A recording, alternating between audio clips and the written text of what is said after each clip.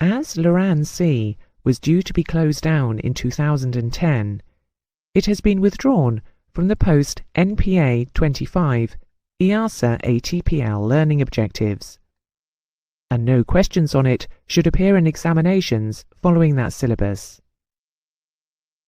However, because this course may be followed by those taking pre-NPA 25 courses, a short lesson covering some essential examination points is included as part of this course.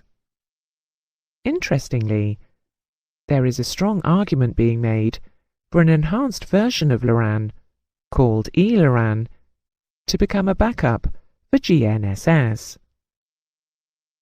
Loran uses a strong signal, which is difficult to jam, and Loran is an independent, dissimilar and complementary system to other forms of electronic navigation, which helps ensure availability of navigation signals.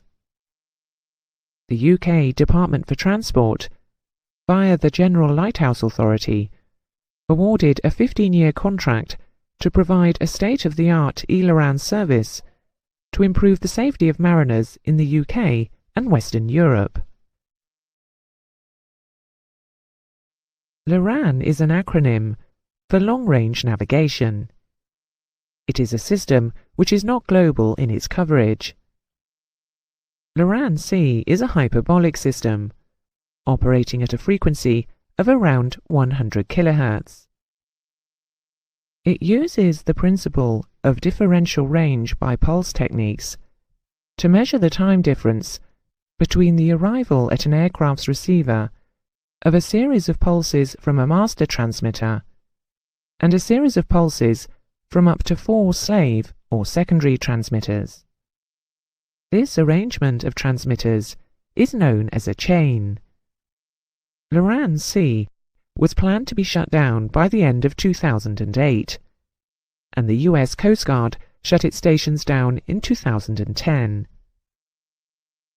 Airliners have largely stopped using it. However, the latest equipment has receivers that can evaluate simultaneously up to 8 slaves from 4 chains, presented as a latitude and longitude position. The chains and stations are acquired and deselected as required as the aircraft progresses through its waypoints. These Loran systems also possess powerful computers, which store and display useful navigation and performance data, and can interface with GPS or INS to provide FMS RNAV systems. The principle of operation is differential range by pulse technique. Let's look at the arrangement of a master and slave transmitter with a line joining them, called a baseline. The master transmits a pulse omnidirectionally, and this pulse is received a short time later at the slave station. The reception of this master pulse triggers the slave to transmit a pulse of its own, also omnidirectionally, but only after a fixed time delay. The difference between the time of reception of the two signals creates a series of hyperbole. If the receiver can measure the time difference, the aircraft's position is identified as being on a specific line. Clearly, in order to fix the aircraft's position, a second position line is required from a second slave transmitter.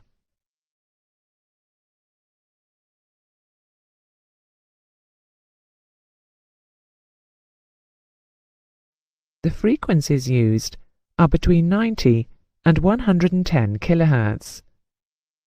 This puts them in the LF band. Depending on the propagation characteristics of the atmosphere and the range, this may result in surface waves or sky waves. Surface waves are more accurate. Their error depends on range, but is only 1 nautical mile at 1,000 miles. Sky wave accuracy is quoted as 20 nautical miles at a range of 2,500 miles. In this lesson, we have seen that Loran works on the principle of differential range by pulse technique. The system is not global. It may be used over specified areas where a chain of transmitters still exists. These may be over land or sea. It operates in the low frequency band of 100 kHz.